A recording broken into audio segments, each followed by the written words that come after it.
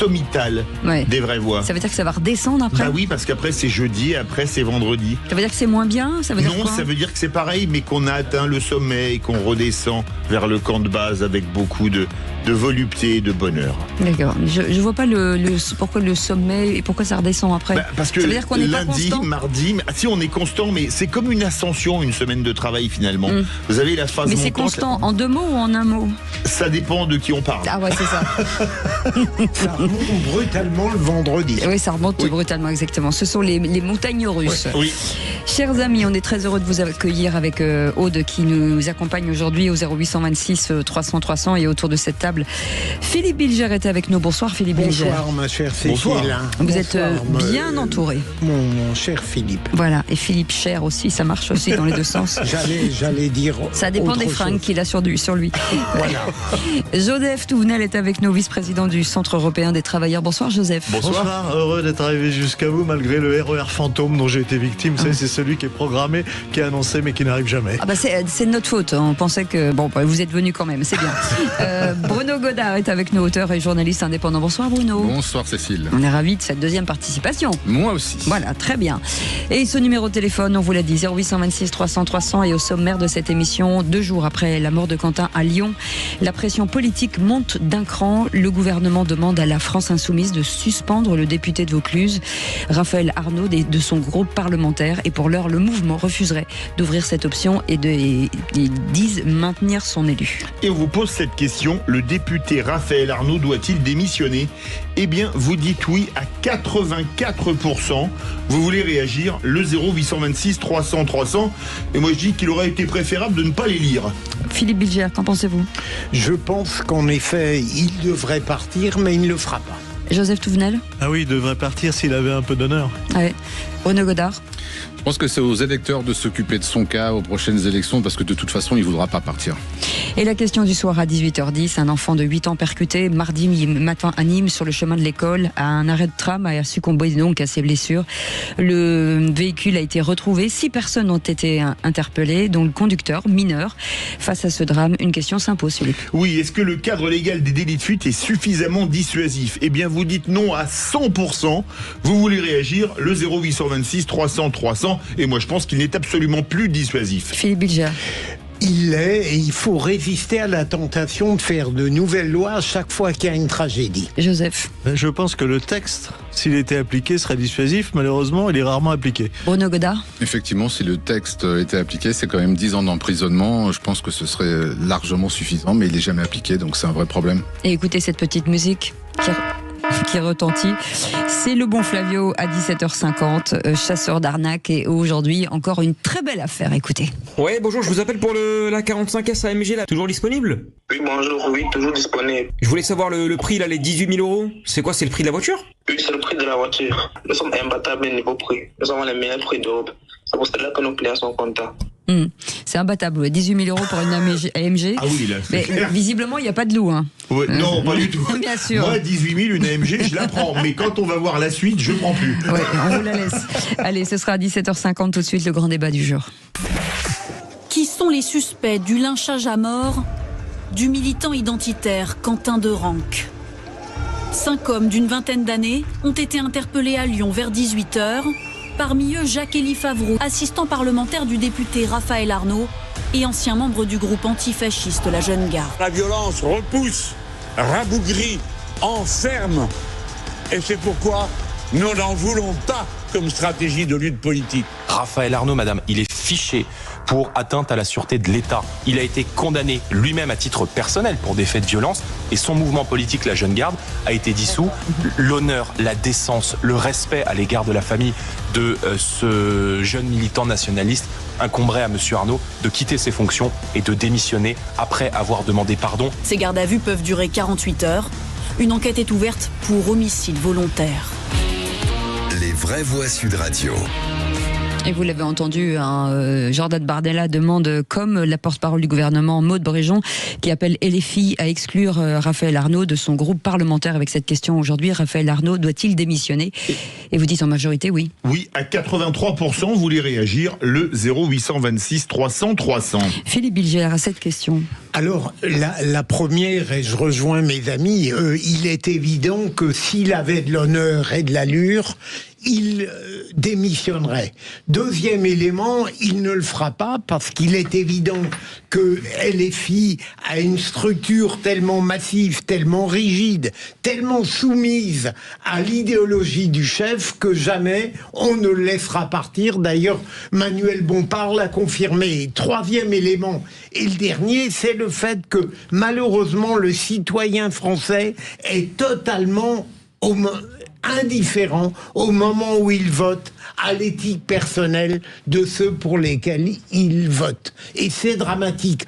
C'est pas seulement à propos de Raphaël Arnaud. J'ai beaucoup d'exemples en tête. Le citoyen se moque de l'éthique personnelle quand il vote. Joseph ?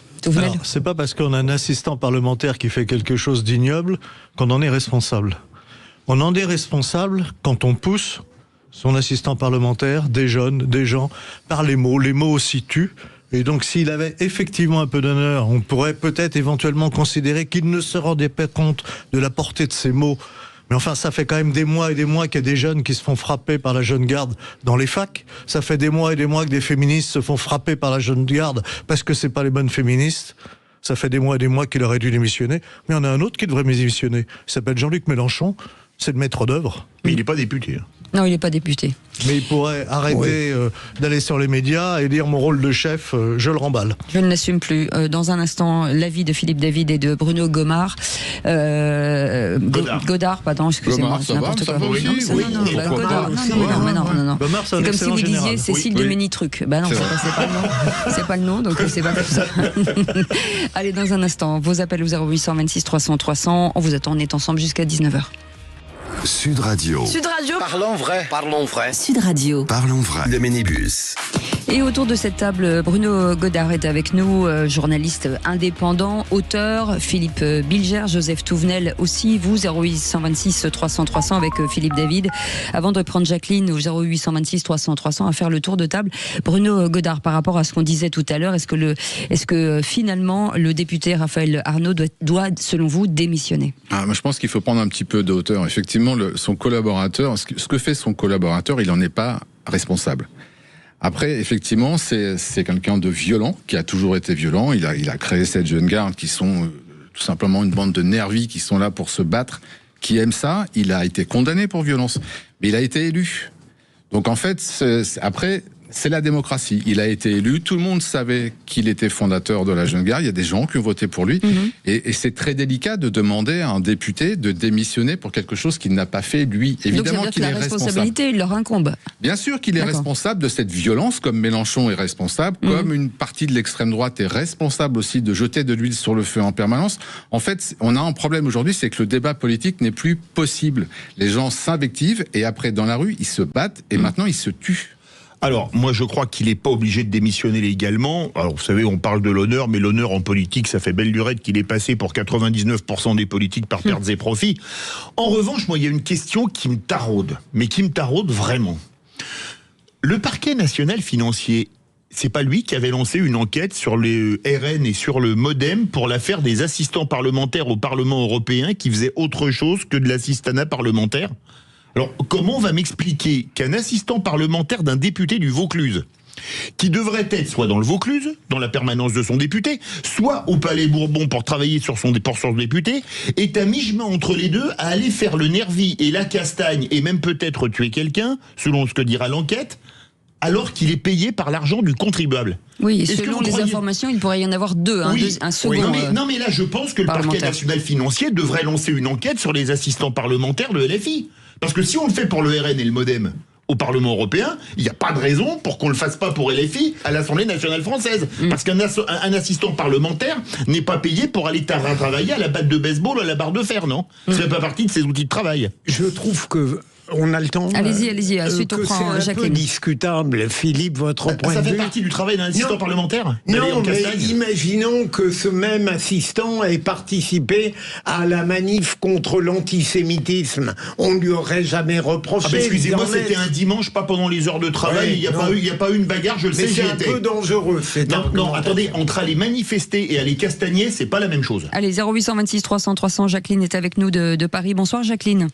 Oui, bonsoir à tous. Bonsoir. Écoutez, la question des assistants parlementaires, on va un peu la laisser de côté, parce qu'il me semble qu'il devrait y avoir un certain nombre de contrôles de fait depuis très longtemps. Il y en a un qui en a fait les frais.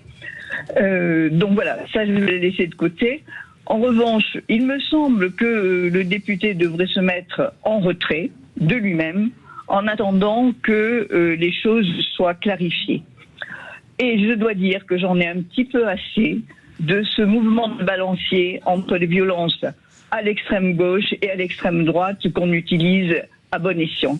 Il est scandaleux effectivement qu'un homme ait été tué dans ces conditions, c'est scandaleux, je ne sais plus où on est tombé, mais ça c'est pas ça. Là, ce serait l'extrême gauche qui serait aux manœuvres. J'ai entendu plusieurs versions. Enfin, pas versions cette fois-ci, mais enfin plusieurs reportages, je veux dire, sur ce qui se passait à Lyon depuis des années. À une époque, c'était l'extrême droite qui était à la manœuvre. Donc là, il serait quand même sain que l'on pose un petit peu les questions correctement et qu'on n'utilise pas à ce moment, en plus des élections, des élections soit dans des communes, soit dans un an des élections présidentielles et législatives.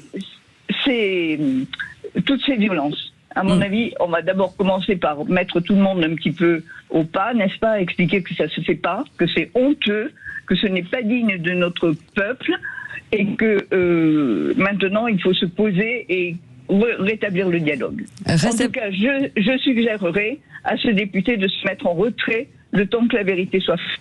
Voilà. Restez avec nous, Jacqueline. Merci pour votre témoignage. Myriam est avec nous d'Aubagne. Bonsoir Myriam. Bonsoir. Oui, bonsoir. Bienvenue sur Sud Radio. Quel est votre avis, Myriam ? Alors, moi, j'ai surtout une question à vous poser. D'accord. À vos intervenants, parce qu'il y en a un, je suis désolée, je n'ai pas retenu son nom, qui tout à l'heure a dit que le groupe LFI et son président au député n'est pas responsable des actes d'un assistant parlementaire, alors qu'il y a quand même un décès humain. Alors moi, la question que je vous pose, pourquoi, quand il y a juste un problème financier, un responsable de parti à l'autre extrême est responsable de ce que fait son assistant parlementaire? Ah bah là, je peux vous donner la réponse. Parce que ça veut dire que le député, théoriquement, ou le parti a signé le contrat de travail en sachant que le travail ne serait pas celui qui est sur le contrat. Je vous donne la réponse. Ah ben oui, d'accord. Mais ça marche dans tous les cas de figure. Une mort humaine, il y a quand même une parce que dans un cas, ça se passe dans l'enceinte du Parlement européen, ou si c'était le cas à l'Assemblée nationale ou au Sénat, de l'Assemblée nationale ou du Sénat, là ça n'a rien à voir, c'est un comportement qui est hors du cadre parlementaire. C'est comme si demain un assistant parlementaire roule en ayant fumé du cannabis, sniffé de la cocaïne ou en état d'ivresse et qui renverse quelqu'un, son député ou son président de groupe parlementaire n'est pas responsable. Ben là, il y a quand même une mort d'homme. Ah mais non, mais je suis d'accord, mais je vous explique. Moi, je vous explique d'un point de vue légal, avec mon point de vue. Mais Philippe Bilger est bien meilleur juriste que moi. Vous avez raison. Je crois que votre réponse est très pertinente. À l'exception de la responsabilité morale. Oui, c'est-à-dire que là, il y a une responsabilité morale. C'est pour ça que c'est l'appel à la démission. Parce que si on reprend l'exemple qui vient d'être donné... Non, mais l'assistant a été écarté. Donc oui, mais la démission du député, parce que les propos qui sont tenus par ce député, les actions de ce député, ceux qui sont tenus par Mélenchon, tous ceux qui nazifient, c'est-à-dire que quand ils nazifient des gens qui ne sont pas nazis, c'est une insulte à tous ceux qui ont souffert du nazisme. Mais il faudrait qu'ils réalisent ça. C'est surtout une cible dans le dos. Bien sûr. Et toutes les milices sont condamnables. Toutes les milices sont condamnées. À une époque, il y avait plus de milices d'extrême droite. Aujourd'hui, je suis désolé, c'est l'extrême gauche qui majoritairement influe dans la tête de jeunes, le fait d'être milicien, c'est bien, on fait la chasse aux autres, on faisait la chasse aux juifs, aujourd'hui on fait la chasse à ceux qui sont contre l'extrême gauche. C'est dans tous les cas, c'est condamnable. Cécile a dit très justement qu'il avait été suspendu, mais pas par son parti, c'est Yael Braun-Pivet, la présidente de l'Assemblée nationale, qui l'a fait. Donc, est-ce que son parti l'aurait fait? Tiré son badge, mais Raphaël Arnaud l'a suspendu. Oui, mais est-ce que... Enfin, il était obligé de le faire, sachant que heureusement qu'il Yael Braun-Pivet avait suspendu son badge. Là, il n'avait plus le choix. Surtout qu'il se retrouve en garde à vue, quand même, avec... Juste dire que visiblement, d'après ce que les informations qui tombent ensuite, c'est à vérifier, de dire qu'il y aurait peut-être un autre assistant parlementaire avec un faux nom à l'Assemblée. Avec une fausse qui aurait été embauché avec une fausse identité. Un stagiaire à l'Assemblée nationale. C'est en cours de. Là, c'est en cours de vérification. Et dans cette affaire, il y a aussi autre chose. On voit qu'il y a des jeunes qui commencent à sortir à visage découvert, qui nous disent dans les facs, on se fait tabasser, on a porté plainte, c'est avéré, mais au niveau de la fac, ils bougent pas, ils veulent rien savoir, et au niveau de la justice, ça bouge pas non plus. Si la justice et si les autorités faisaient leur boulot, c'est-à-dire que dès qu'il y a une action violente, ça vient de qui que ce soit, il y avait condamnation et sanction, on n'en serait certainement pas là aujourd'hui. Le temps de la justice, Philippe Bilger. Et puis, pour aller plus loin sur le Myriam plan est tout à fait d'accord avec vous. J'ai entendu, merci Myriam. Cette manière de parler d'antifascisme et de réplique laisse penser que nous sommes aujourd'hui sous l'empire du fascisme, ce qui est une absurdité. Je vous arrête, de mémoire, Jean-Luc Mélenchon a fait un peu plus de 7 millions de voix à la dernière présidentielle. En entendant certains de ses lieutenants, j'ai l'impression que 68 millions moins 7, il y a 61 millions de nazis ou de fascistes en France, parce qu'il n'y a que eux qui ne le sont pas. C'est une banalisation scandaleuse de la réalité historique. On sait plus ce que ça veut dire aujourd'hui. Ça c'est sûr que c'est un flou. C'est pour ça qu'il faudrait prendre un petit peu de hauteur et faire attention, en fait, parce que là, on est dans la passion. Alors, effectivement, il y a un jeune garçon de 23 ans qui a été assassiné lâchement par des monstres, parce qu'aller taper quelqu'un au sol, dans la tête, avec les pieds, c'est catastrophique. Mais il faut qu'on prenne un petit peu de hauteur pour qu'il n'y ait pas une surenchère dans cette violence, et qu'en fait, les milices d'ultra-droite ne trouvent pas une légitimité pour aller taper d'autres, et en fait, les amis de ce garçon ont appelé justement à pas de réaction violente. Bien sûr, il faut. C'est justement en contradiction avec ce que nous racontent les milices d'extrême gauche. Ils ont demandé qu'une chose, c'est qu'on aille à la messe. Voilà ce qu'ils ont demandé. Regardez, écoutez c'était à l'Assemblée nationale. Non, on peut pas la diffuser. Si, mais dites-moi ce qu'on veut écouter. On va écouter Mathilde Panot qui interpelle Sébastien Lecornu. On écoute. Il vous aura fallu ce drame pour sortir enfin du silence. Nous ne vous avons pas entendu sur l'assassinat du rugbyman Federico Aramburu, à 2 kilomètres seulement de notre assemblée par des militants du GUD, ni sur les 12 personnes tuées par l'extrême droite depuis 2022. Ce que vous venez de faire est absolument ignoble et abject. Lorsqu'on est un humaniste, c'est-à-dire que lorsqu'on est attaché à l'être humain, à l'homme, on n'oppose pas un mort à un autre mort, à un assassinat à un autre assassinat. Il n'y a pas, Madame la Présidente, une violence acceptable dans un sens et inacceptable dans l'autre. Philippe Bilger. Je trouve qu'il a raison, il a parfaitement répondu, mais par moments j'ai l'impression que chercher à convaincre les filles relève d'une tentative désespérée. Ils sont enfermés dans leur idéologie et rien ne les persuadera d'en changer. C'est quasiment sectaire, et les filles. Il y a un gourou, il y a une ligne, et en fait c'est impossible d'en sortir. Donc en fait il faut...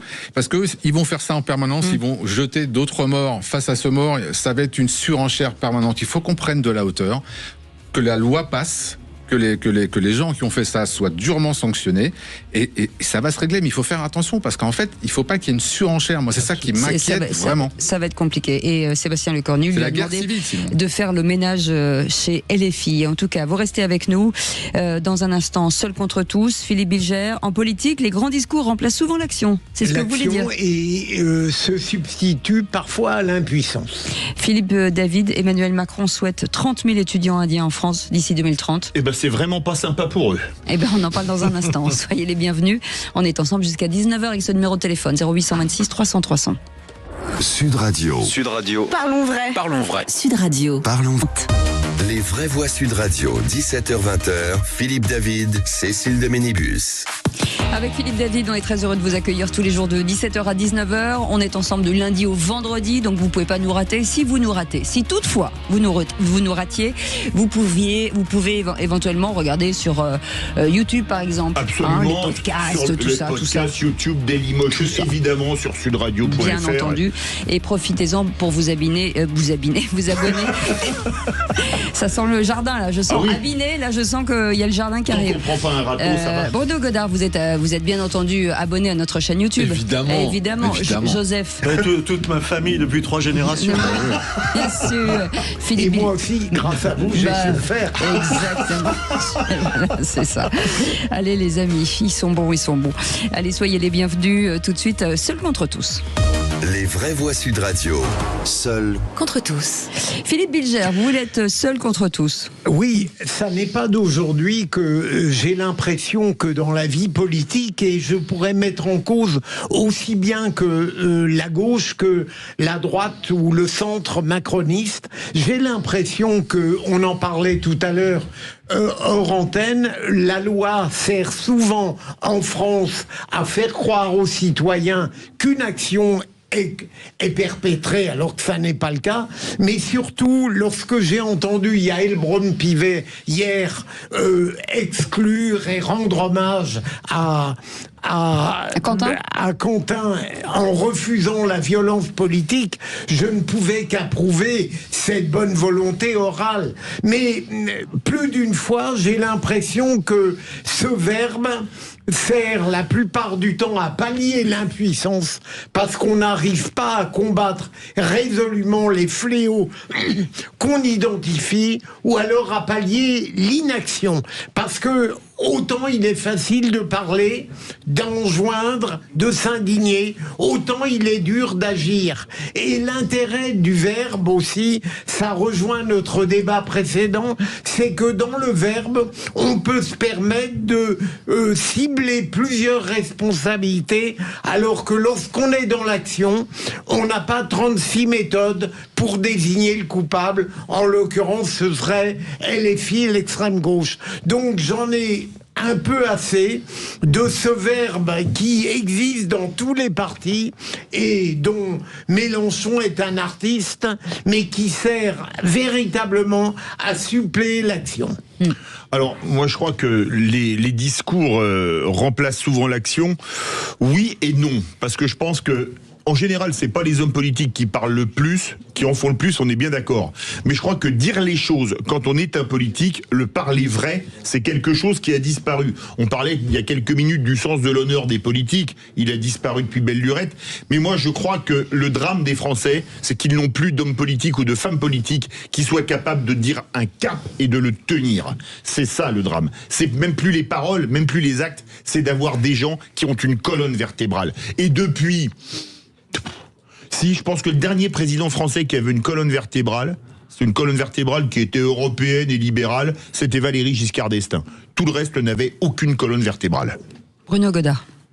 Moi, je pense que vraiment, au commencement était le verbe. Donc le verbe, c'est important. C'est carrément biblique ce que vous dites. Mais exactement. Mais c'est important le verbe. Mais après, il faut effectivement que tout se mette en action et que le verbe ait un but et un objectif, et finalement... Une action derrière. Mais c'est quand même important. Moi, je pense aujourd'hui, contrairement à ce que dit Philippe, que peut-être qu'il nous manque un petit peu de verbe dans la politique pour donner un souffle, pour amener des gens à suivre un mouvement, parce qu'en fait, les grands discours politiques qu'on a tous étudiés quand on était en fac ou au lycée, c'était des choses qui avaient du sens, qui donnaient du sens, qui tiraient des gens vers le haut. Après, il fallait une action, évidemment.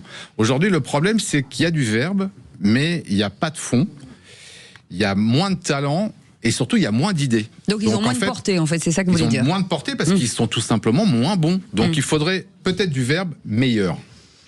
Joseph Touvenel. Mais malheureusement, il y en a qui sont bons et qui ont du verbe, et qui ont une colonne vertébrale, même si elle est pourrie, et qui ont une idéologie qui suivent. L'idéologie communiste, trotskiste. Plus près du micro, Joseph. C'est quoi? Qui a été la même idéologie que le fascisme, les mêmes actions. Le verbe, on indique une personne qu'on n'aime pas, on la caricature, on la renvoie comme si c'était plus un être humain, on la déshumanise, et dans le même temps, dans l'action, on y est, violence dans la rue, mensonge, manipulation. Ben moi, j'en connais qui, en France, au niveau politique, ont ce verbe-là et rentrent dans ces actions-là.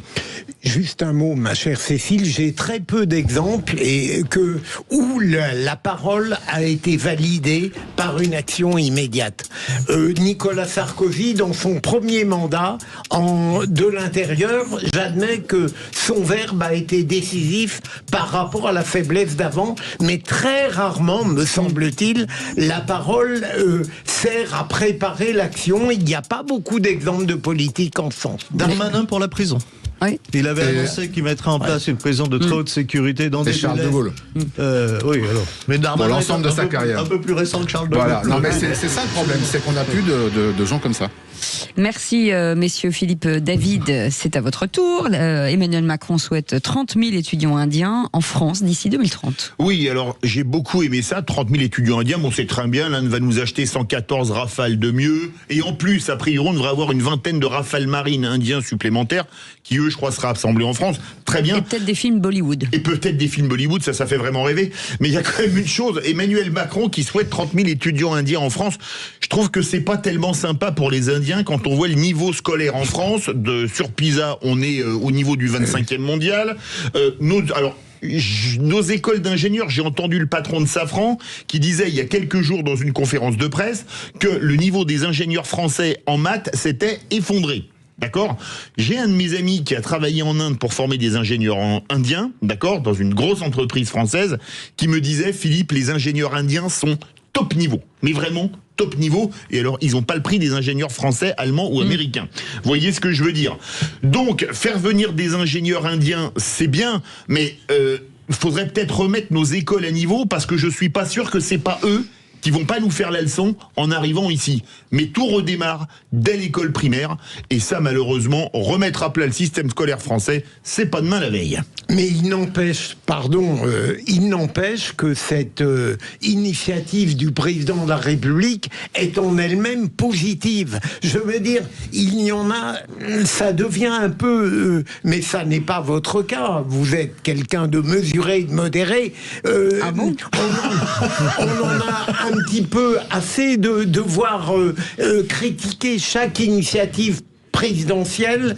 Là, bien sûr, ils sont formidables, ces Indiens, mais ça représenterait tout de même un apport positif s'ils venaient chez nous. Surtout qu'ils sont très pointus en sciences et que je pense qu'ils vont vraiment faire monter le niveau, et c'est une très bonne chose pour les universités françaises. Très émergent. Hein, je trouve que c'est faire preuve d'une naïveté. On nous dit, ils commandent 114 Rafales. Pourquoi ? Parce qu'ils ne sont pas capables de les construire. Donc, faisons venir leurs ingénieurs qui vont prendre nos méthodes de fabrication, notre savoir-faire, etc. Parce que dans ce domaine, le renseignement est essentiel, le savoir-faire est essentiel. Et ensuite, on verra que les Indiens nous feront des Rafales comme les Chinois aujourd'hui nous font des voitures. Bravo messieurs, réfléchissez pas.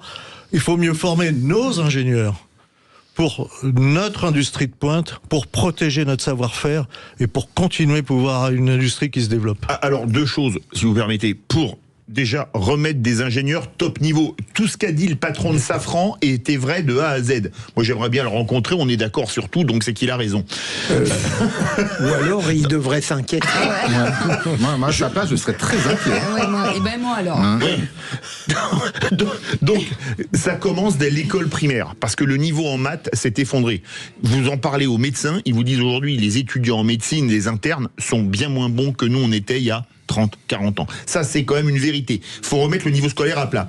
En revanche, là, j'ai senti l'ancien syndicaliste ou le syndicaliste qui parlait avec Joseph Touvenel. Bon, il n'avait pas le couteau entre les dents, on le connaît bien. Quand on parle des Rafales qu'on va faire en Inde, ils seront assemblés en Inde. C'est-à-dire, moi je me rappelle... des ingénieurs qui viennent chez nous. Oui, mais on est quand même très très bon, et je pense qu'un pays comme l'Inde a un intérêt stratégique à avoir fait ce partenariat avec la France, parce qu'il y a beaucoup de choses derrière, à mon avis. Non, mais qu'on leur vende les Rafales, c'est d'accord, mais je dis, faire venir, c'est comme les ingénieurs chinois qui viennent chez nous, l'espionnage, on est d'une naïveté. Les Français, dans ce monde qui est une guerre économique, nous sommes très naïfs. Mais je vous arrête, vous savez comment on fait les Chinois pour copier l'Airbus A320 ? C'est très simple, ils ont commandé un Airbus A320, et toutes les pièces, les demandes de pièces sont stockés au siège d'Airbus à Toulouse. Et ils voient un Airbus pour lequel il n'y avait jamais eu une pièce de commandée, ce qui n'existe pas. Ils l'ont démonté de A à Z. Ils ont fait le C919, qui est un avion indien, qui est la copie conforme. Vous savez comment ils ont fait pour avoir leur train à grande vitesse, les Chinois? Ils ont commandé de l'ICE allemand, c'est le TGV de chez Siemens, ils l'ont démonté et ils ont fait la copie conforme. Donc, ingénieurs indiens ou pas, dès lors qu'ils ont un Rafale, ils peuvent le démonter. Ce qu'il faut, c'est gérer les choses intelligemment. Ils n'ont pas à le démonter, puisque sur ces 114 Rafales, 96 vont être montés en Inde. Absolument. Oui.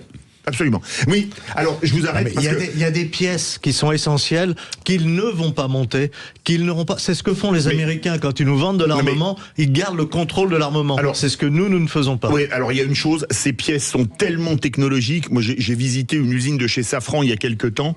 Vous avez des pièces qui sont, alors ils ont d'excellents ingénieurs top niveau qui n'ont rien à envier aux nôtres. Mais quand vous voyez des pièces qui sont usinées, moi j'adore ça, à 15 microns, 20 microns, et que tout est contrôlé, c'est tellement technologique et la marge d'erreur est tellement faible qu'on a encore un petit avantage sur eux. Ça, par contre, je suis d'accord avec vous sur un point. Pour combien de temps? Mais en revanche, dernier point, la valeur ajoutée de l'assemblage d'un avion, je crois que c'est à peu près 5%. Donc on va envoyer les pièces complètes là-bas qui vont assembler en termes d'emploi en France. Alors c'est vrai qu'on aura peut-être fait une chaîne de Rafale en plus, mais sachant qu'on n'arrive déjà pas à fournir pour l'armée française, c'est un peu compliqué. Merci beaucoup les amis. Vous restez avec nous dans un instant. Ce débat n'était pas un mirage. Non, absolument pas. Ni un fantôme. Et on a appris plein de choses avec plein de machines-outils. Vous les avez prises en Rafale. Et parfois on a quitté le sujet. Ah, moi j'ai quitté complètement. Les trucs de microns avec des pièces, là, ça m'a. Là, tu m'as permis. On a failli finir en crash, moi je vous le dis tout de suite. Dans un instant, les amis, on va revenir sur ce chiffre. 79% des Français font de la restauration scolaire un enjeu majeur des municipales. Et on s'est dit, il faut forcément qu'on pose la question à quelqu'un qui sait cuisiner un peu. Pas non plus. Guillaume Gomez sera avec nous dans quelques instants. Je le dis parce que je sais qu'il nous écoute. La table du destin d'un rêve d'enfant au palais de l'Élysée aux éditions Hors Cadre. Il sera avec nous dans quelques instants. J'ai faim. J'ai faim? Oui. Eh ben, faites-vous une omelette, on revient dans un instant. Sud Radio. Parlons vrai. Parlons vrai. Sud Radio. Parlons vrai. Sud Radio. Parle de Cécile de Ménibus.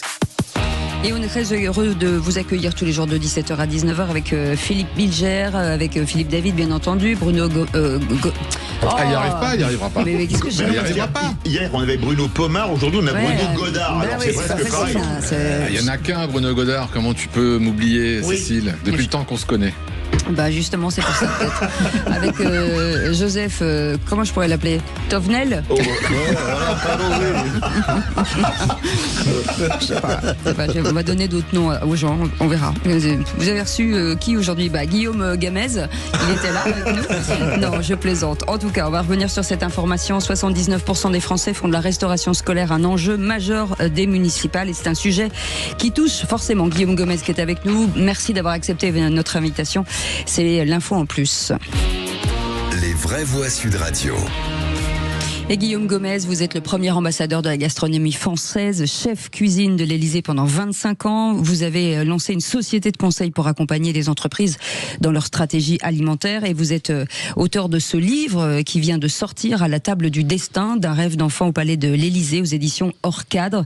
Et on va revenir sur cette information sur les restaurants, en tout cas les restaurants scolaires, un enjeu majeur aujourd'hui en période, bien entendu, de municipal, d'élection municipale, voilà, c'est ça, exactement. L'enjeu du bien manger, de l'alimentation, un sujet majeur pour vous, et vous vouliez même que l'alimentation devienne finalement une figure majeure en tout cas du quinquennat ou peut-être de 2027 à venir.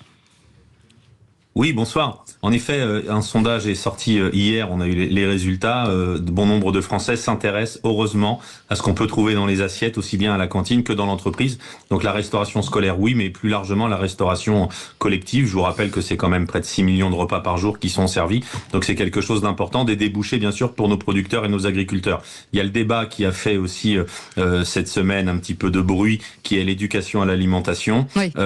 C'est pour la rendre obligatoire parce qu'aujourd'hui c'est un enjeu majeur de société. Il faut savoir que si on s'intéresse à ça depuis de nombreuses années, les professionnels, et quand je dis les professionnels, c'est pas juste les chefs de cuisine, ça va de nos producteurs à nos artisans, nos transformateurs et toutes celles et ceux qui travaillent notamment dans la restauration collective, qui voient le quotidien des Français changer. On est à près de 18% des moins de 21 ans en France qui sont obèses.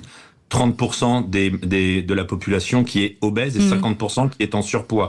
Le rapport de l'Institut Montaigne nous a prévenu déjà en fin 2025, le surcoût du diabète et du cholestérol lié à la mauvaise alimentation pour la sécurité sociale, pour le collectif, c'est 125 milliards d'euros. Donc c'est pas juste une lubie de quelques chefs ou de quelques personnes qui voudraient qu'on mange mieux à la cantine, c'est tout simplement un enjeu majeur de société. Donc heureusement que c'est dans le débat des municipales, on l'espère que ce sera dans le débat également de la présidentielle, parce que c'est aujourd'hui un atout majeur. Quand le débat qui anime la population est de savoir à quel âge on va partir à la retraite, la vraie question devrait être surtout qui va cotiser si près de 20% de notre population de moins de 21 ans aujourd'hui ne travaillera pas et ne pourra pas cotiser.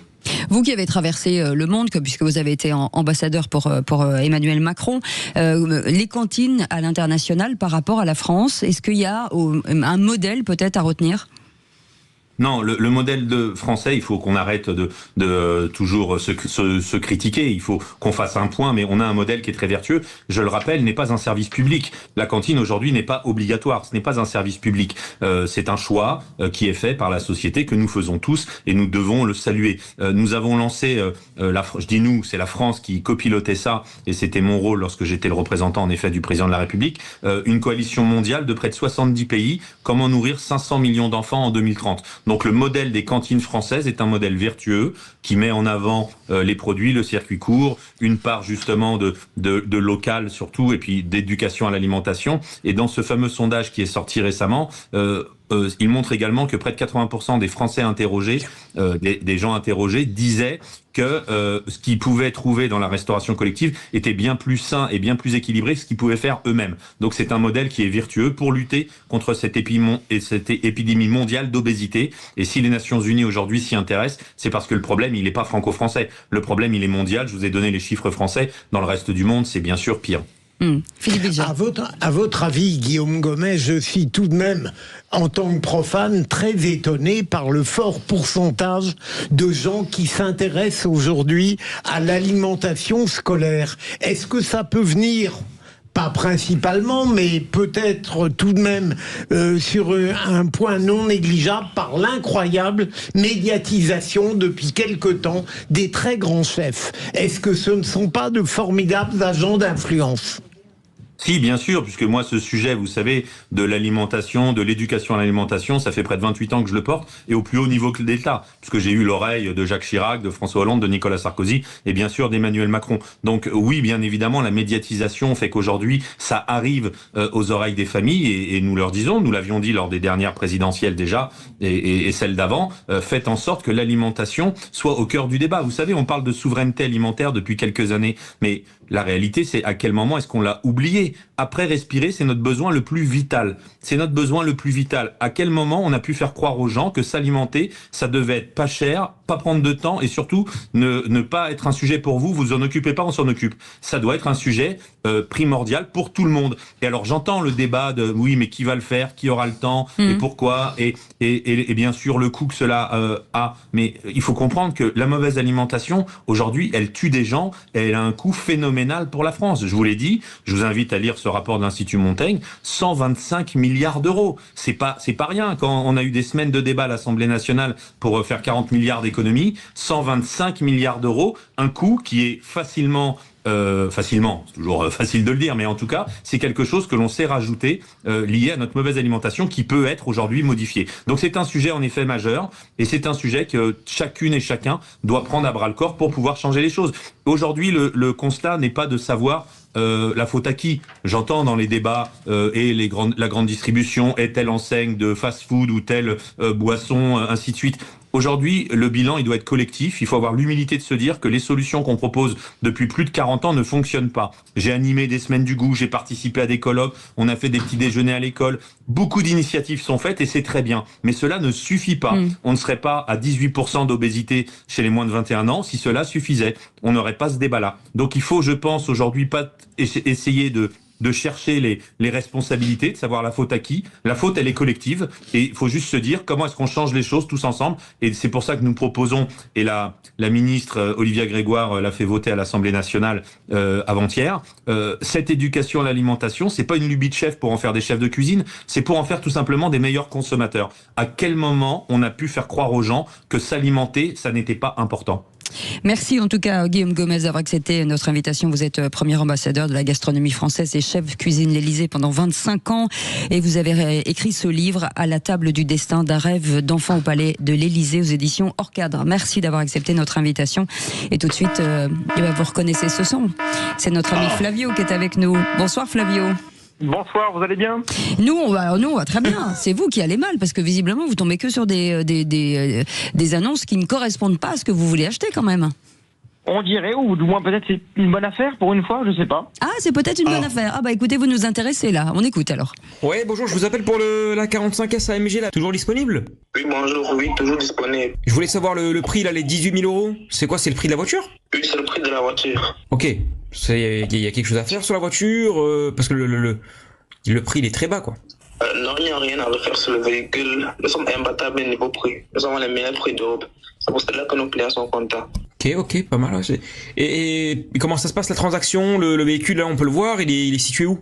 Le véhicule est dans notre garage. Il faut juste nous envoyer 3 000 € pour réserver le véhicule. Ah bah bien sûr. Nous avons trop de demandes de personnes pas sérieuses. Nous vous livrons le véhicule chez vous. Ok, je vois. Donc moi je vous envoie 3 000 €, vous m'envoyez la voiture. Et il y a d'autres frais en plus de ça, le prix de la carte grise, le transport ou autre ? Oui, voilà, exactement. Aussi, nous vous offrons la carte grise avec le plein d'essence, avec un cadeau surprise aussi offert par la maison.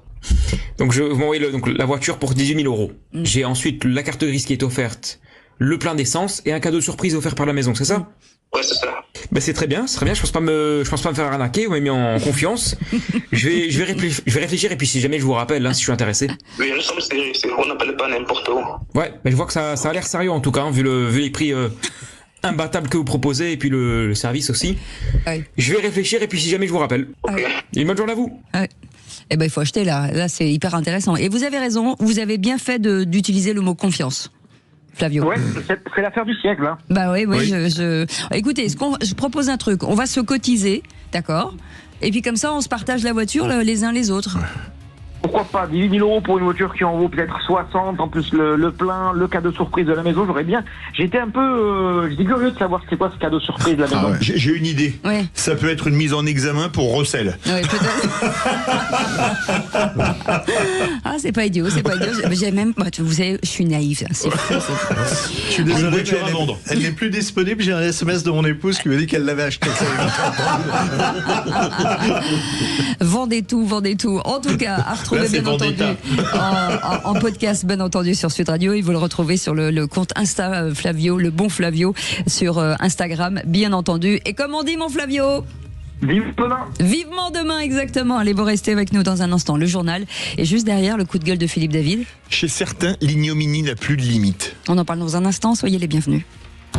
Sud Radio, c'est votre espace de liberté. 17h-20h, Philippe David, Cécile de Ménibus. Et nous sommes très bien entourés ce soir avec Bruno Godard qui est avec nous, journaliste indépendant et auteur, avec Joseph Touvenel qui est avec nous aussi, Joseph, vice-président du Centre européen des travailleurs, et puis Philippe David et Philippe Bilger, bien entendu. Pourquoi vous rigolez ? J'ai dit une bêtise ? Ah ben du tout. Non, pas encore. Ah, je vois que vous me connaissez bien. Allez, tout de suite, le coup de gueule de Philippe David. Les vraies voix Sud Radio. Le coup de gueule de Philippe David.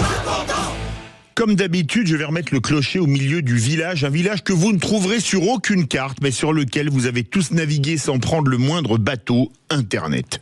Pourquoi Internet ? Parce que dans ce village mondial que les Américains ont surnommé World Wide Web, la toile mondiale, on trouve de tout, y compris la pire ignominie. On écoute ceci. C'était pas soignable, voilà. Comme le dit Pem, c'était pas soignable. Il s'est relevé et il est rentré chez lui. Absolument. Et après, il est mort. Et après, il est mort d'un trauma crânien. La voix que vous venez d'entendre est celle de Clément Viktorovitch sur Twitch, un streamer que vous avez probablement vu ou entendu soit sur un réseau de streaming, soit à la télévision ou à la radio. Une voix qui rige à gorge déployée de la mort d'un jeune de 23 ans qui s'est fait lyncher et qui n'est même pas encore enterré. Un rire ignoble annonçant que Quentin est rentré chez lui et y est mort. Ce qui est faux, il s'est relevé après son tabassage et a fait un malaise, les secours venant le chercher sous un abribus. Un rire qui démontre une ignorance crasse sur les traumatismes cérébraux. Il y a quelques années, un jeune supporter du Toulouse Football Club avait été avec ses amis victime d'un tabassage en marge d'un match de Coupe d'Europe à Belgrade. Il était lui aussi conscient quand il est monté dans l'ambulance avant de mourir 12 jours plus tard. Le virage est du stadium a d'ailleurs été rebaptisé à son nom. Il s'appelait Brice Taton. Un rire qui démontre une espèce de bonheur impossible à cacher. Une Schadenfreude, comme disent les Allemands. Une joie malsaine parce que quelqu'un qui ne partage pas ses idées est mort. Pourtant, vous pouvez être certain que Clément Viktorovitch, si vous l'aviez croisé sur un plateau, vous aurait fait des leçons d'humanisme et de morale en vous expliquant qu'il faisait partie, lui, du camp du bien. Albert Einstein disait « Deux choses sont infinies, l'univers et la bêtise humaine, et encore pour l'univers, je n'ai pas de certitude absolue. » En voyant son comportement, je crois que certaines choses sont infinies chez Clément Viktorovitch, entre autres la méchanceté, la morgue et l'ignominie. Contrairement à Einstein, je ne parlerai pas de bêtises le concernant, la bêtise étant totalement vénielle comparée à son attitude face à cette mort, sauf à nous prouver le contraire. Je préférerais tellement que ce soit une IA. Et s'il l'a dit, c'est très grave. Je me pose cette question, mon cher Philippe, parce que je l'ai bien connu sur certains plateaux. Il n'était pas fulgurant d'originalité dans les commentaires qu'il faisait des propos politiques, mais il ne m'est jamais apparu sous cet angle qui serait odieux s'il lui était imputable. Alors, j'ai lu quelque chose de Bruno cet après-midi. Est-ce que vous êtes sûr qu'il l'a dit? C'est repris par beaucoup de monde et beaucoup de pages Twitter qu'on peut qualifier de sérieuses, de gens qui, en général, il y a Eric Nolot, il y a pas mal de monde, de gens qui vérifient les choses. Hein. Et il n'y a pas de retour de lui, en tout cas. J'ai premier compte internet que j'ai sur Twitter, je l'ai même montré à tout le monde, c'est Clément Viktorovitch, aucun démenti. Moi j'aurais une vidéo d'IA qui me ferait dire n'importe quoi, je mettrais sur Facebook, Twitter, Instagram, tout ce que vous voulez, que c'est une fake news et que je n'ai pas tenu ses propos. Moi je suis effondré de voir... On n'est plus dans le domaine du politique, on est dans le domaine de l'humain, on est dans le domaine de... Dans notre tradition de civilisation, il y a le respect des morts et le respect de leur entourage, de ceux qui souffrent autour d'eux, quelle que soit la raison de la mort. On l'oublie là, à ce moment-là. Au moment des enterrements, etc., on l'oublie. Et bien là, on voit qu'on se décivilise complètement. Cette personne, alors j'espère qu'il va se reprendre, je lui souhaite, se décivilise complètement. C'est même plus de l'injure, même plus de la méchanceté, c'est pas de l'idiotie, c'est une perte d'humanité, c'est bien pire. Moi, je trouve ça effarant et je suis vraiment étonné que ce type, que j'ai trouvé quelquefois plutôt brillant, puisse être dans une faillite comme ça humaine. Je trouve ça effarant. Je trouve là, on est dans un point de rupture dans notre monde où des gens se permettent de dire des choses qui sont ignobles. Je trouve ça fou. Je trouve ça dingue et c'est pour ça. Je trouve ça tellement ignoble et dingue que peut-être que c'est mon vieux fond humaniste qui veut survivre, que je me dis en fait que c'est pas possible. Que c'est une IA ou que c'est quelque chose que j'imagine pas. Le rire, et en plus, c'est sarcastique. Mais oui, on est vraiment c'est ce rire de hyène. On dirait une hyène, c'est horrible. Ah non, mais là, il n'y a plus d'humanité, effectivement. Comme disait Joseph, il n'y a plus du tout d'humanité. Non, mais comment est-ce qu'on peut se laisser aller à des choses pareilles? Moi, c'est la question. Je prie que ce soit une IA, mais manifestement, ce n'en est pas une. C'est celle pire. Sauf si on nous explique le contraire. Oui, excusez-moi, mais moi, à sa place, vu le bad buzz que ça fait, si c'est pas moi, je fais un démenti sur tous les réseaux sociaux, etc., pas vous? Lisez Hannah Arendt sur le mal. Oui, c'est ça. C'est la banalité du mal, tout simplement. C'est la banalité du mal. Et surtout, remarquons quand même une chose. Mais qui vient d'un endroit incroyable.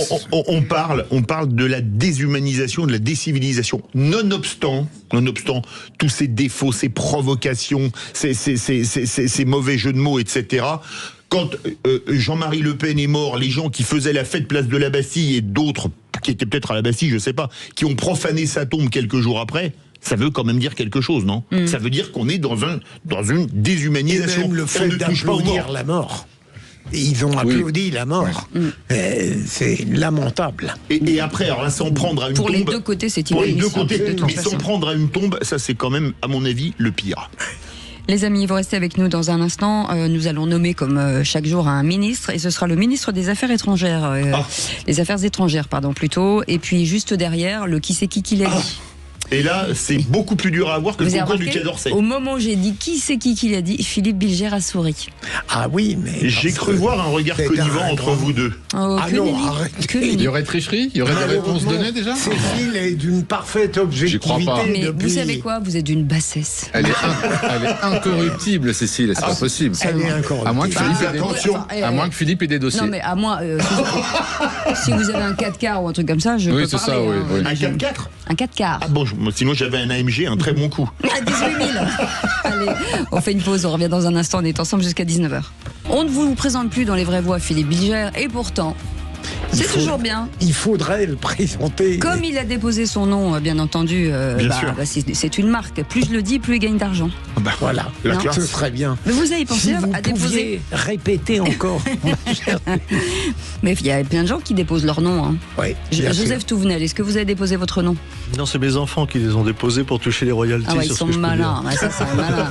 Bruno Godard, est-ce que votre nom est déposé? Bien sûr. Bien sûr. On peut pas J'ai fait fortune avec. Sur les conseils de Philippe. Pas qu'on vous confonde avec un petit cinéaste. Oui, exactement. J'ai fait toute ma carrière de séducteur à l'adolescence avec cette forfanterie où je faisais croire à tout le monde que j'étais le neveu de Jean-Luc Godard. Et vous avez jamais été à bout de souffle? Non. En tout cas, son nom. Attention. C'est quand même. Il y a le mépris, on peut parler de mépris, tu vois. Ses initiales sont quand même BG qui veut dire beau gosse. Hein. Exactement. Et ça, c'est pas rien. Et ça, c'est pas rien. Allez, mes amis, tout de suite. Et si vous étiez ministre? Les vraies voix Sud Radio, si j'étais ministre. Qu'est-ce que je vais devenir? Je suis ministre, je ne sais rien faire. Eh bien, il faudra bien produire quelque chose avec André qui nous appelle d'Amiens. Bonsoir, monsieur le ministre. Bonsoir, Cécile. Ouais, ils ont vraiment des voix de ministre, je trouve, à chaque fois. Hein. Il y a un truc, hein. C'est ça qui est dingue. Alors, monsieur le ministre, ici, vous avez forcément un peu l'Assemblée nationale qui viendrait vous écouter. Quelles seraient vos premières propositions en tant que ministre des Affaires étrangères? Alors, pour rebondir un petit peu sur le sujet de tout à l'heure, c'est au niveau des préfectures qu'il y a vraiment une cellule pour faciliter l'arrivée de personnes venant de pays étrangers, si vous voulez, surtout pour tout ce qui est ingénierie, etc., parce qu'il y a un manque en France. Et moi, j'ai des exemples de personnes que je connais où c'est très difficile de faire venir des... j'ai eu des exemples, par exemple, américains, chinois, etc., où les préfectures mettent des bâtons dans les roues alors que les gens viennent travailler pour des postes qualifiés, voilà.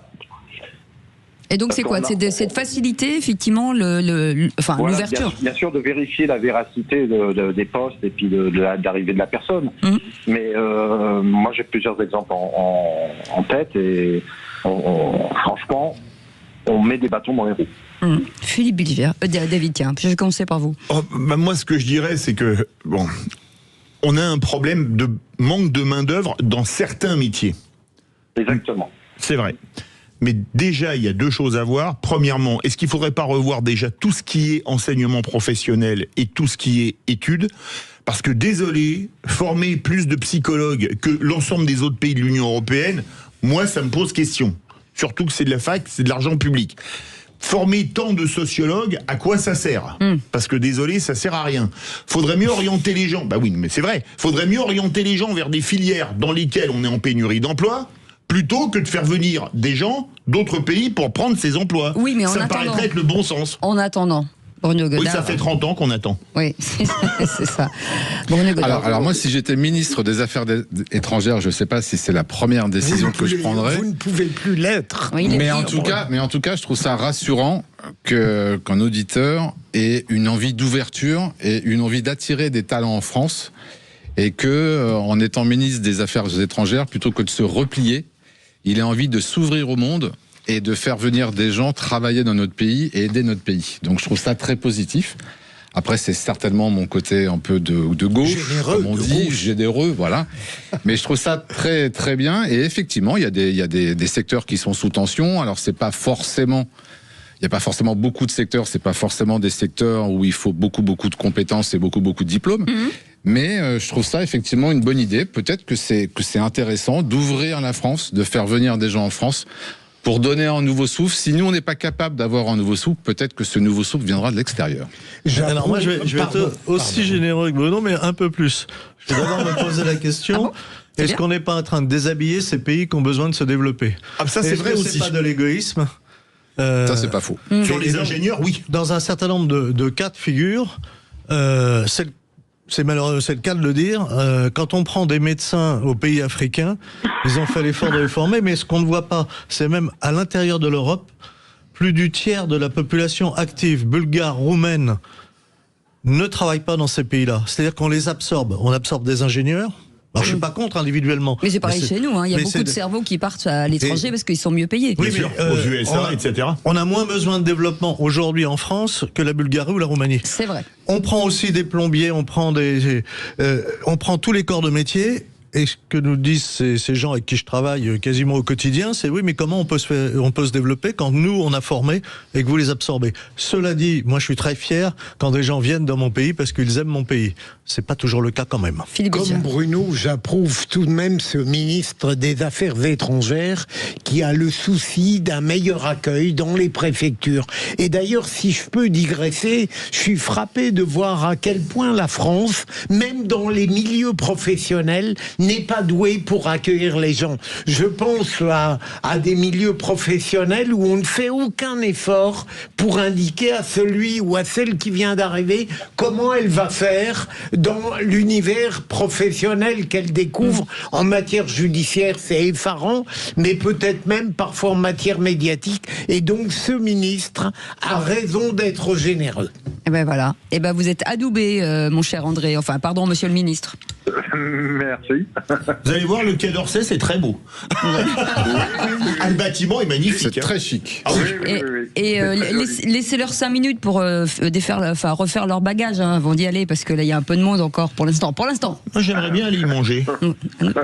On dit pas j'irais bien aller manger, on dirait j'irais bien aller déjeuner. Voilà. Ou dîner. Ou souper, éventuellement, après souper. Oui, souper. On est au ministère des Affaires étrangères. Ouais, quand on est diplomate, vous savez, moi, je suis un gros beau malheureusement. J'adore ça. Souper, c'est qu'au Québec. Merci beaucoup, monsieur. Non, mais je veux dire après. Non, c'est après le spectacle. C'est après dîner.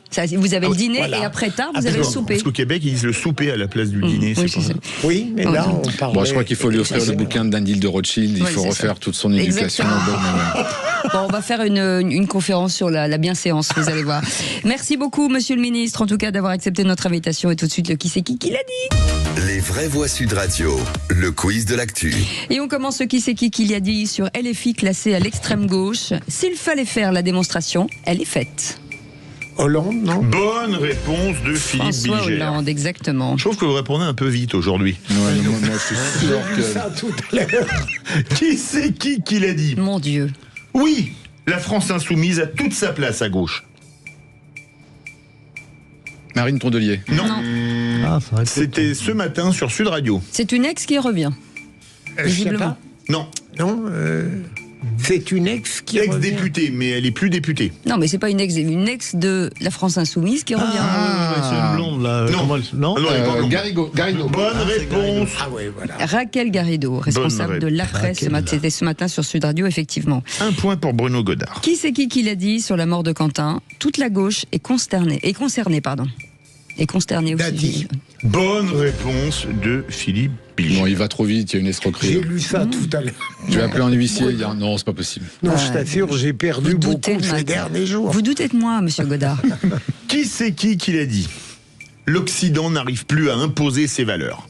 Alors c'est quelqu'un qui a exercé les plus hautes responsabilités en France.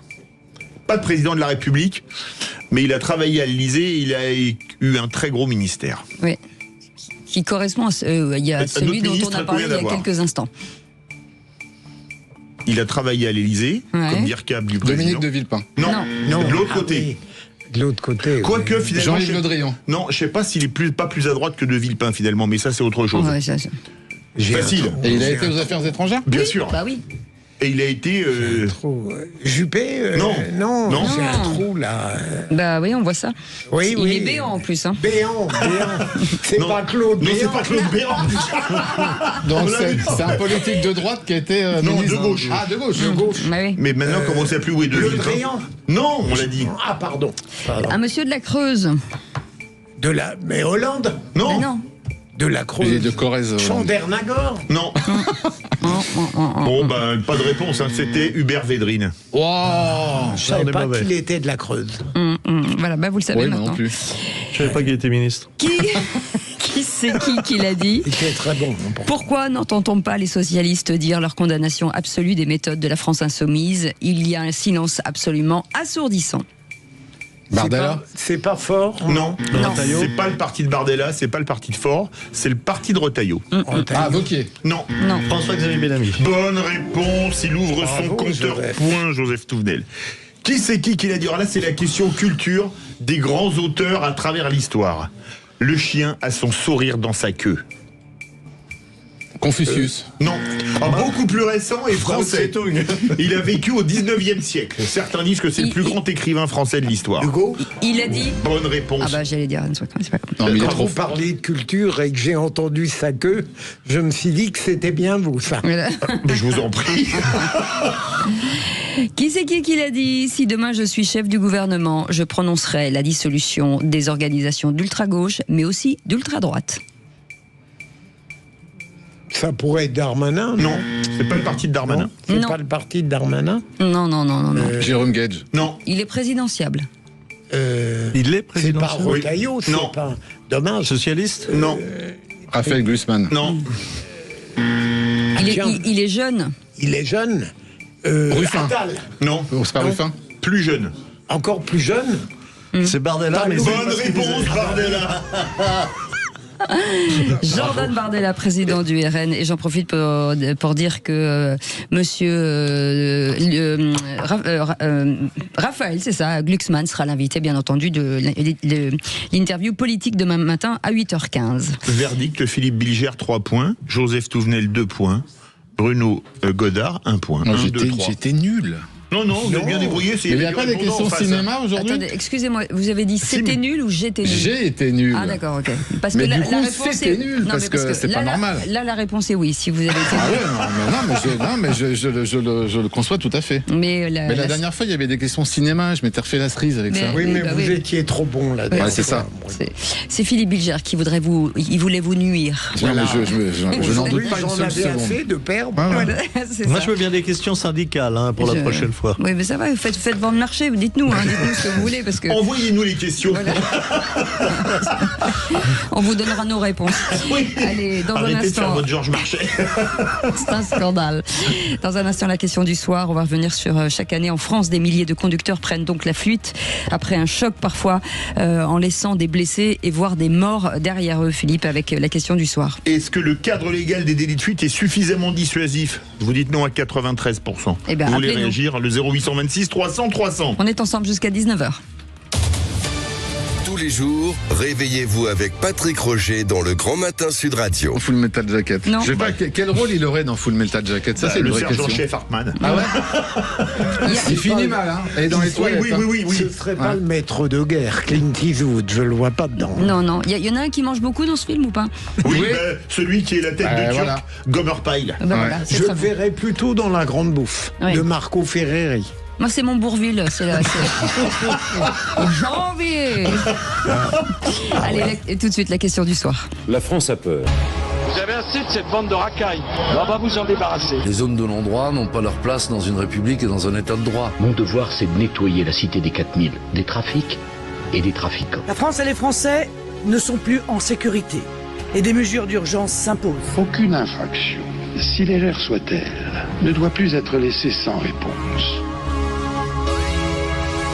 Chaque année en France, des milliers de conducteurs prennent donc la fuite après un choc et après avoir laissé souvent derrière eux un blessé, voire un mort. C'est ce qui s'est passé avec le jeune garçon de 8 ans à Nîmes il y a quelques jours. Avec cette question, Philippe. Le cadre légal des délits de fuite est-il suffisamment dissuasif? Eh bien, vous dites non à 93%. Vous voulez réagir?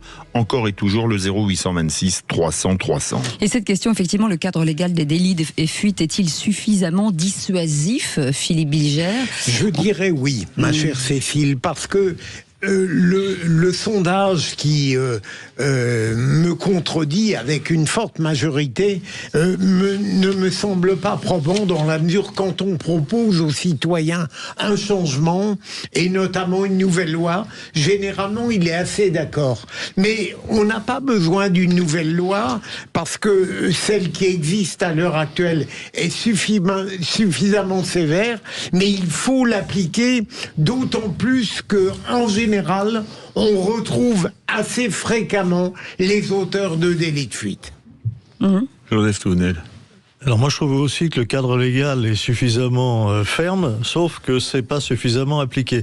Cela dit, le cadre légal, il est un peu complexe quand même, parce que s'il n'y a pas d'accident, par exemple, légalement il n'y a pas de délit de fuite. Et donc si on dresse un procès verbal en mettant, parce que le gars est parti, délit de fuite, et qu'il n'y a pas d'accident, ça tombe. Parce qu'il faut mettre refus d'obtempérer. Donc on s'y perd, et il y a eu une décision de la Cour de cassation récemment en disant, ben non, voilà, vous avez mis délit de fuite et vous avez mis refus d'obtempérer, ça peut pas être les deux choses à la fois, terminé. Vous voyez que le cadre légal doit être un peu simplifié peut-être, pour que le citoyen s'y retrouve et que la justice s'y retrouve. En tout cas, c'est pas le sentiment qu'ils ont, peut-être, Bruno Godard. Non, mais en fait, là, il faut remettre les choses dans leur contexte. Effectivement, il y a un article de loi. S'il était appliqué, celui qui commet en délit de fuite serait sanctionné. En fait, le vrai problème, c'est qu'on réagit, là encore, avec de la passion. Il y a un enfant de 8 ans qui a été tué, écrasé par quelqu'un qui a fait un délit de fuite. Mais en fait, il faut revenir au problème. En fait, ce pauvre enfant n'est pas mort parce qu'il y a eu un délit de fuite. Il est mort parce qu'on est dans de la déresponsabilisation totale, une décivilisation aussi. C'est qu'un petit qui avait 17 ans, qui n'avait pas le permis, pas d'assurance, qui roulait comme un dingue. On est sur du n'importe quoi. Et donc, en fait, quand il y a un drame comme ça qui se joue, le réflexe premier, c'est de dire il faut sanctionner davantage. Mais en fait, ce qui est dingue, c'est que même si le délit de fuite était puni de, je dis n'importe quoi, de 3 siècles de prison, ça n'aurait pas empêché ce drame. Parce qu'en fait, c'est a posteriori.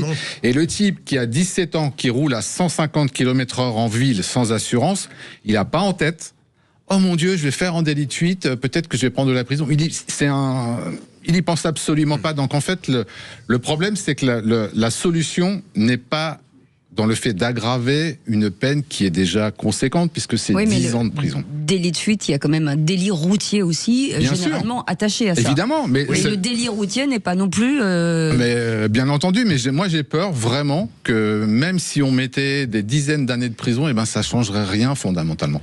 Mise en danger de la vie d'autrui. Ouais. Voilà. 0826 300 300, Nora est avec nous de Sainte-Geneviève-des-Bois. Bonsoir Nora. Bonsoir. Cécile, et bonsoir à tous. On est ravis de vous accueillir. On vous en prie. Vous pensez quoi de ces délits de fuite, et vous pensez que la justice est à la hauteur, en tout cas, du délit ? Absolument pas. Et je vais vous rappeler un fait qui concerne le petit Yannick. Le petit Yannick qui a été percuté par une conductrice de l'âge de 55 ans, Madame Cécile B. Et qui avait pris la fuite. Eh bien, cette personne a eu comme condamnation 2 ans de prison avec sursis, voilà, et puis 12 mois de suspension de permis. Donc, où est la justice ?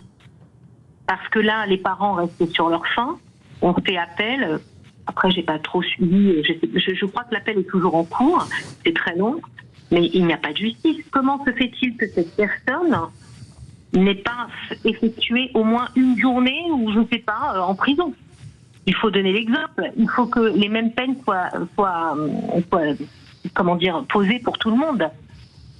Mais là, ce qui est dingue dans ce que vous racontez, Nora, et on se souvient très bien de ce malheureusement de ce drame, c'est que finalement ces gens-là ne devraient plus pouvoir conduire du tout, peut-être. Ce serait une méthode radicale, mais qui serait peut-être la plus efficace. Déjà, il y a un problème, c'est que 12 mois de retrait. Celui qui a renversé le petit Yannis hier, il n'avait pas le permis de conduire et donc il n'avait pas le droit de conduire. Donc, si on a beau retirer le permis de conduire aux gens, ils ne se gênent pas pour conduire. On l'a vu dans nombre de cas.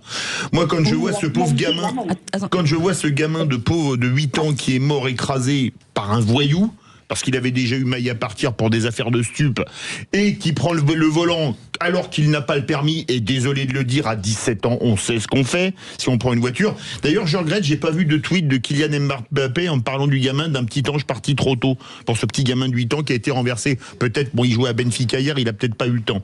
Mais moi, je trouve que la peine est très insuffisante. 3 ans d'emprisonnement. Faut savoir une chose, à moins de 2 ans ferme, on passe pas 1 minute en prison en France. Donc, ce n'est pas une peine. Deuxième sanction, 75 000 € d'amende. Comme 90% sont insolvables, ils ne les paieront jamais. Et le pire, c'est retrait de 6 points du permis. Alors, je peux vous dire que là, je suis plié de rire, parce que, croyez-moi pour une chose, vous roulez à 181 à l'heure sur une autoroute déserte, vous perdez tous vos points directement. Alors que là, vous renversez quelqu'un, vous faites un délit de fuite, vous perdez moins de points. Attention, un délit de fuite avec accident corporel, c'est 10 ans de prison. Oui, mais là, mais un délit de fuite... Non, mais il devrait y avoir derrière annulation du permis. Bien sûr, mais dans un cas, il y a un mort, dans l'autre cas, il n'y a pas. Moi, je trouve que les peines, en cas où il n'y a pas de décès, ce qu'on souhaite évidemment dans tous les cas, sont évidemment trop faibles, beaucoup trop faibles. Philippe Bilger, vous ne seriez pas pour l'annulation du permis de conduire ? Si, en cas d'homicide. Ça pourrait être une mesure, mais simplement, il faut bien voir, Cécile, que on a une multitude de délits routiers, et à chaque fois, la magistrature, celle qui, je l'espère, est compétente pour ça, est obligée de hiérarchiser les peines. J'ai dans la tête quelqu'un qui disait toujours, à propos de délits ordinaires, il faudrait qu'il reste tout le temps en prison. Et j'essayais d'expliquer que, malheureusement, la magistrature est tenue par une grille qui résulte de la gravité relative des infractions, mais pourquoi pas, lorsqu'on réitère de tels comportements, l'annulation du permis? Je serais tout à fait partisan de cela. Je rebondis sur cette information. Dans le Pas-de-Calais, le préfet vient de déclarer que un portable en main, au téléphone, non, dans la main, voiture, dans la main, c'est retrait de permis. 3 mois de retrait de permis. Ça, c'est tout à fait normal. Oui, mais pour avoir tué quelqu'un, c'est 12 mois. Donc vous voyez, c'est annulation du permis. C'est fini, terminé. Vous n'êtes pas capable de... Cécile, ce sont les dispositions légales qu'on applique. Oui, et donc il faudrait peut-être pour beaucoup d'entre elles en changer. Moi, ça ne me gêne pas, mais on serait le législateur de droite ou de gauche serait de toute manière obligé de tenir compte de la hiérarchie dans la gravité des infractions. Et en même temps, je le disais tout à l'heure, la complexité, violence volontaire, c'est-à-dire si j'ai un choc volontaire avec ma voiture, c'est pas un accident, donc c'est pas un délit de fuite, puisque pour qu'il y ait délit de fuite, il faut que ça soit un accident. Et puis personne s'y retrouve. Et bien sûr. C'est complètement délirant à un moment donné. Alors peut-être que les juges s'y retrouvent, mais enfin le français moyen, il comprend pas. C'est quelqu'un qui volontairement rentre dans quelqu'un d'autre et s'en va, c'est pas un délit de fuite, c'est un délit de fuite. Et la sanction, encore une fois, c'est au juge évidemment. On connaît pas les cas d'espèce, on sait pas exactement quelles ont été les motivations des juges. Elles peuvent être sensées aussi, mais globalement, c'est insuffisant. Quand on voit la montée, ça a été dit, il y a de plus en plus de cas, il faut les arrêter. Donc il faut que les sanctions lourdes soient effectivement faites et effectuées. Quand on dit 3 ans de prison, c'est beaucoup. Évidemment, quand Philippe dit, mais c'est jamais fait. Mais 3 ans de prison, c'est la peine maximale. Oui, mais excusez-moi, vous n'avez pas de prison ferme, vous n'allez pas les pieds en prison à moins de 2 ans de prison ferme. C'est là où ça dysfonctionne. Donc, déjà, si vous êtes en primaire, que vous n'avez pas de casier judiciaire, d'accord, vous ne prenez jamais 3 ans. Vous prenez au pire 2. Vous avez pris la fuite, tant pis. Moi, je trouve que c'est scandaleux, surtout qu'on ne prend pas en compte le fait des victimes. Et vous me permettez de raconter une histoire qui m'est arrivée. Bien sûr. J'allais faire une émission pour Sud Radio au Palais. C'est intéressant ou pas? Non, mais vous allez voir, parce que j'ai été victime d'un délit de fuite et qui n'était pas un délit de fuite. Je me suis fait avoir, pour les auditeurs qui nous écoutent. J'arrivais devant le parc des Expos de la Porte de Versailles et quelqu'un me rentre dans le derrière. J'étais en émission une demi-heure après, il n'avait pas de constat. Moi, je m'étais déjà fait rentrer dedans une semaine avant et j'avais fait le constat, j'avais plus de constat. Et il dit, je prends votre téléphone, je prends le numéro de plaque d'IMAT. C'était un véhicule de société. J'ai eu un barrage de la secrétaire, je n'ai jamais pu avoir de constat. Et j'ai appelé la police, on m'a dit, mais c'est pas un délit de fuite. Parce qu'il s'est arrêté, il a regardé. Donc, vous ne pouvez rien faire, tout est pour vous. Donc, si quelqu'un refuse de faire un constat et qu'il s'est arrêté, vous prenez tout de suite le numéro, vous dites voilà, il est parti, et après, c'est parce que moi, je me suis fait avoir comme ça. voyez. Ah oui, c'est... Et parce que la loi protège les voyous. À chaque fois que je suis rentré dans le derrière de quelqu'un, j'ai toujours donné mon nom, j'ai toujours laissé mon adresse. Vous êtes honnête. Voilà. La prochaine fois que quelqu'un vous rentre dedans, vous dites c'est Bruno Godard. C'est sûr, il paye. Non, je plaisante. Nora. Merci beaucoup. Alors maintenant, on se trouve dans des temps où avec la simple plaque d'immatriculation, vous avez toutes les coordonnées, vous avez tout sur le véhicule. Là, il s'avère que c'est une agence de location. Oui, il faut aussi regarder, parce que là, c'est un petit jeune qui a sous-loué un véhicule. Il a été sous-loué X fois, c'est ça. Oui, c'est ça. Donc le loueur n'y est pour rien. Oui. Ça nous rappelle aussi l'affaire de Naël, aussi. Où, qui est le responsable? C'est l'adulte qui loue quand même aux jeunes qui va faire sans vérifier, sans voilà. Mais le jeune de 17 ans qui n'a pas le permis n'a pas à conduire. Ce sont souvent des sociétés étrangères, malheureusement, et ça, on n'y peut pas grand-chose. En tout cas, merci, Nora. Mais j'aimerais juste rajouter une petite chose, Cécile, si vous me le permettez. Allez-y.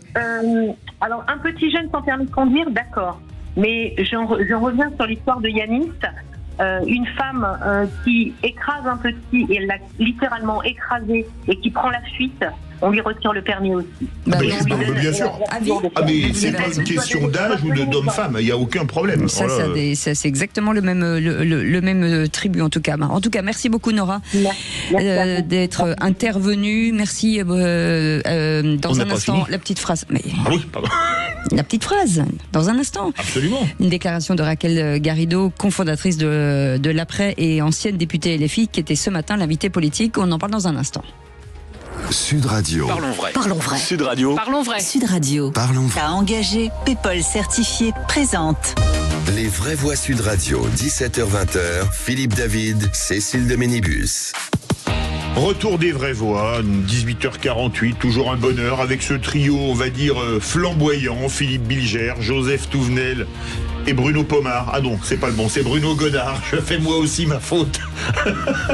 Pour ne pas être seul, et c'est l'heure de la petite phrase du jour. Oui, ma chère Cécile de Ménibus. Exactement. Absolument. Les vraies voix Sud Radio. Et oui, et c'était donc ce matin la déclaration de Raquel Garrido, cofondatrice de l'Après et ancienne députée LFI, ce matin l'invitée politique. En 2027, ce pays sera soit dirigé, gouverné par l'extrême droite, soit peut-être par la gauche, parce que il n'y a que la gauche, et encore faut-il qu'elle soit unie, qui peut aujourd'hui prétendre combattre et battre dans les urnes l'extrême droite. En tout cas, ce ne sera pas le secteur macroniste. Jean-Luc Mélenchon, Raquel Garrido, malgré ce qui s'est passé, il peut être élu en 2027 ? Non, Jean-Luc Mélenchon ne sera jamais président. Allez, Philippe Bilger. Que Jean-Luc Mélenchon ne soit jamais président, j'en suis persuadé, mais parce que, à mon avis, c'est la chance la meilleure pour que Jordan Bardella ou Marine Le Pen soient élus en 2027 s'il est au second tour. Mais là où je la trouve un peu rapide, c'est que il n'y aura pas que la gauche ou l'extrême droite, à supposer qu'il faille la nommer comme ça. Il y aura peut-être un candidat, si j'ose dire, de la droite et du centre. Certes, mais pour se qualifier pour le second tour, on estime il va falloir faire 14... Au moins 20.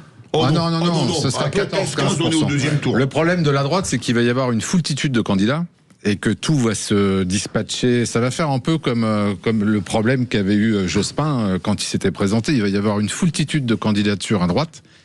Et donc toutes les voix vont se partager, et je pense très clairement que si jamais il y a une candidature, si ce n'est unique, mais en tout cas qui compte à gauche, elle a une vraie chance de faire ce petit 14% qui va permettre de se qualifier au second tour. Après, la droite, Bruno, peut avant 2027 comprendre ce que vous venez très justement de dire. Vous voulez dire elle n'est pas kamikaze. Que la droite arrêtera d'être la droite la plus bête du monde.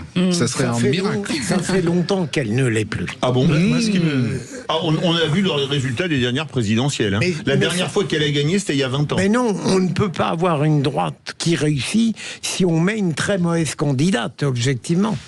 Elle a été la élue. droite n'est pas... Excusez-moi, elle a été élue par la primaire. Hein. Oui. Enfin, ce qui m'agace un peu dans ce qu'elle dit, c'est l'effet rhétorique. Alors d'un côté, il y a l'extrême droite. Il faudrait définir. En fait, un débat démocratique, on ne se lance pas des invectives à la figure. On définit des choses. C'est quoi l'extrême droite aujourd'hui? J'aimerais savoir où ça commence, où ça se termine.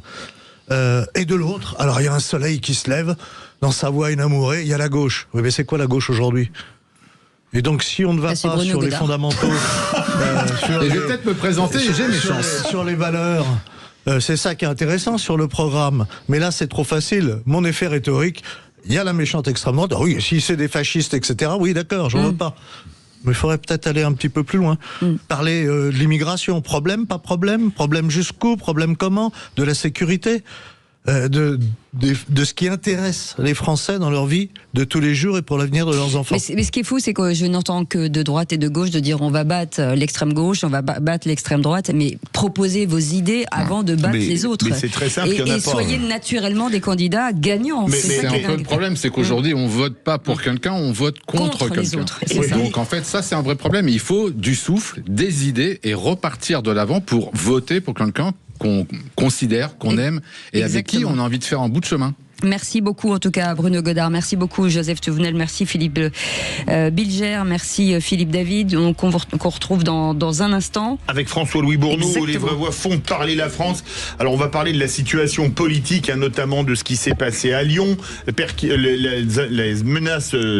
d'attentats à la bombe contre LFI, les révélations sur le stagiaire de Raphaël Arnaud qui était a priori une fausse identité, bref, il y a plein de choses. On va parler de Nîmes, parce que vous avez été nombreux à réagir sur cette affaire, ce drame d'un enfant de 8 ans tué par un chauffard sans permis, et vous voulez encore et toujours témoigner des inondations que vous avez beaucoup touchées hier soir, puisque malheureusement vous êtes encore des milliers à avoir des maisons parfois dans l'eau jusqu'au premier étage. Vos témoignages étaient bouleversants et vous êtes toujours nombreux à vouloir témoigner. Tous les sujets sont permis et c'est Aude ce soir qui prendra vos appels au 0826 300 300. Et moi je vous retrouve demain avec Philippe David bien entendu. Dans un instant, Philippe David toujours avec Thomas Binet, les incontournables de la crypto-monnaie. Vous voulez savoir investir dans les actifs réels via la blockchain. On vous en parle tout de suite. Paymium, le premier partenaire français pour investir dans les cryptos en toute sécurité.